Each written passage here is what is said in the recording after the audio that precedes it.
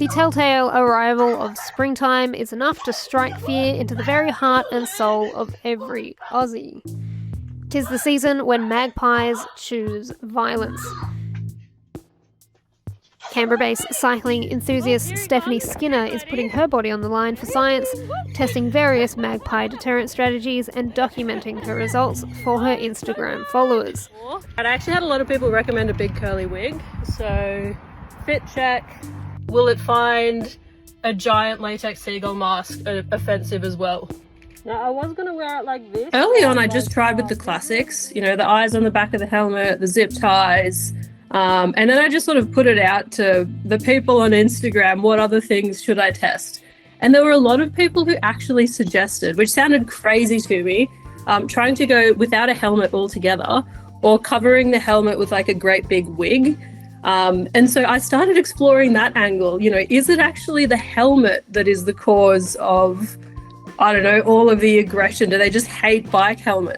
And there were a lot of people saying, oh, well, what if the magpie just wasn't swooping that day? Through this process, I have actually been taking control runs after every experimental trial, and every time I've been swooped. So I think that leads me to believe that the helmet is definitely somehow causing the magpies to be aggressive. We are entering magpie territory.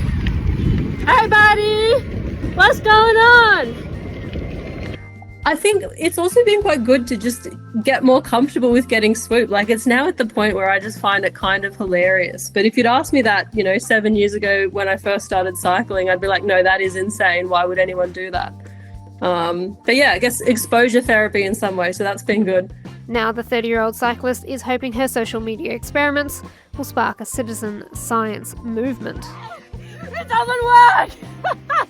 This dude's a savage! So I think it would be fantastic to do a much bigger citizen science project where you have a whole bunch of people trialing a whole different strategies and trialing those strategies in different orders too. There is that sort of familiarity element that I'm concerned about. This magpie is seeing me come past day after day after day. After a while, will it just decide that I'm no longer a threat? My God, that was the best swooping of my life! My one regret is that I didn't start sooner. We're sort of coming to the point in swooping season, and I already see it. I'll go down to my magpie, do my test runs. But in the last few days, I've actually seen the little baby magpie out and about. Guys, I think the experimenting's come to an end. Old mate is actually out and about with his little bubba. And they're very cute. I love baby magpies. They're just the goofiest birds. But that means that since baby's out and about, it's only a matter of time before swooping season's done altogether, and then the experiment will come to a close, unfortunately. So next year, this is sort of a good pilot test to see whether you can do some fun science about swooping.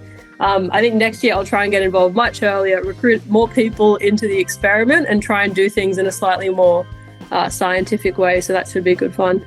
All right, now after all that, riding away all misty-eyed, thinking about old mate embarking on the magic of parenthood, he actually cracked me at the back of the head, harder than he ever has. So it turns out we're still mortal enemies. So that does put to rest the theory that if you talk nice to them, they don't swoop. Myth busted.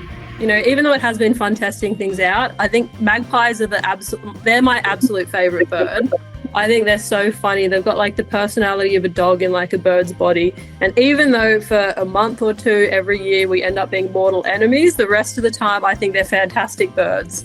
So I just want everyone to respect and love magpies because they genuinely do have fantastic little personalities.